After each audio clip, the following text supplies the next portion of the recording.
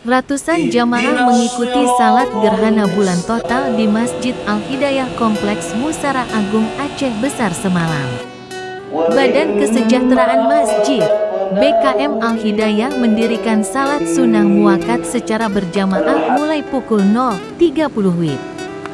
Berdasarkan pantauan sekitar pukul 23.30 WIB gerhana bulan total sempat terlihat redup.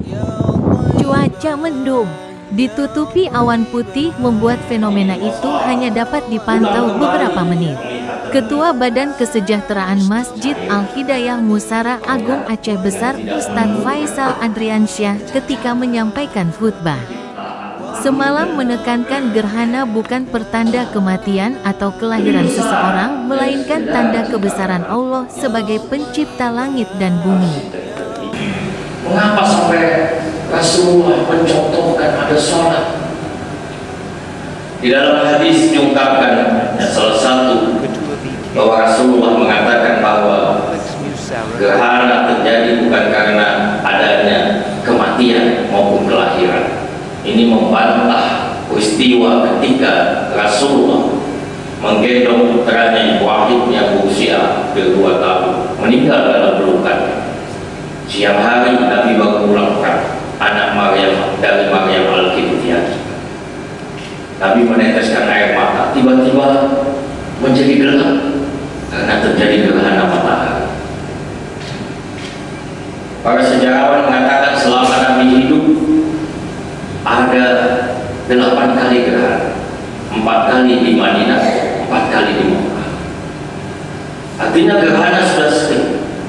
Nah, pada saat wafatnya Ibrahim tiba-tiba gelap, lalu terang lagi karena terjadi gerhana matahari. Kalau sekarang bisa lebih awal diketahui dengan ilmu pengetahuan, pada masa Nabi tidak tahu. Lalu orang semua berkata, ini gerhana terjadi karena wafatnya anak Nabi. Luar biasa Rasulullah itu, alam ikut berduka, hebat Ibrahim.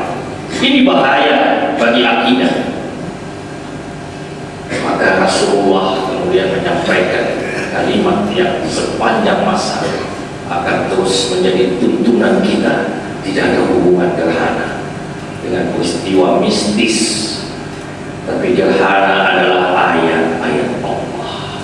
Ya maaf, alam semesta begitu dasar, ilmu pengetahuan tidak bisa mengingkari, menyaksikan kedasarannya. Tapi Rasulullah walau tidak hidup pada masa sekarang, beliau sudah lebih dulu menyaksikan itu semua. Subhanalladzi asra bi 'abdihi lailan minal masjidil haram ilal masjidil aqsa. Salat dimulai pukul 0.30 dan berlangsung hingga fenomena berakhir tanpa terlihat puncak gerhana pukul 1.11 waktu Indonesia Barat. Salat kusuf secara berjamaah ini diimami Ustadz Rustandi.